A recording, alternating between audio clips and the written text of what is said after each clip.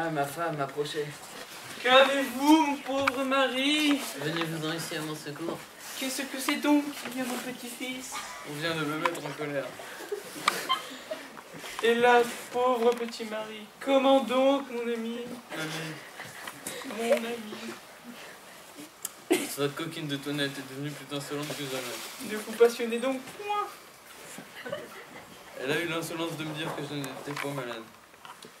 C'est une impertinence. Elle a contrecarré 1 heure durant ce que je voulais faire. Là, tout doux. Vous savez, mon cœur, ce qui en est.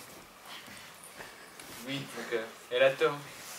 L'amour, cette coquine-là me fera mourir. Et là.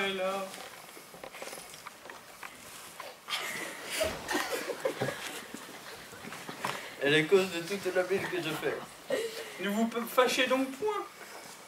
Et il y a déjà belle lurette que je vous dis de la chasser. Mon Dieu, mon fils! Il y a point de servantes et de serviteurs qui dès leur début.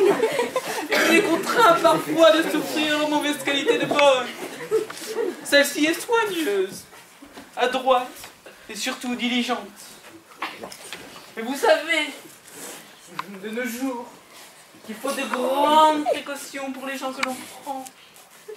Faut la connaître. Même amour, vous la croyez? C'est une scélérate, elle m'a dit sans insolence. Je vous crois, mon ami.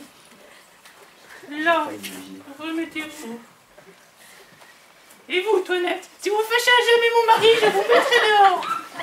Là, donnez-moi son manteau fourré et des oreillers, que je l'accommode dans sa chaise. Voilà, je ne sais comment. Enfoncez bien votre boulet jusqu'à vos oreilles. Il n'y a rien qui aura eu le temps de prendre l'air par les oreilles. C'est de tous les soins que vous prenez de moi. Levez-vous, que je mette celui-ci sous vous. Celui-ci de ce côté. Et cet autre-là, de ce côté. Mettons celui-ci derrière votre dos et cet autre-là pour soutenir votre tête. Et celui-ci pour la guitare. Elle veut m'étouffer. Et là, qu'est-ce que c'est donc? Ah, je n'en puis plus.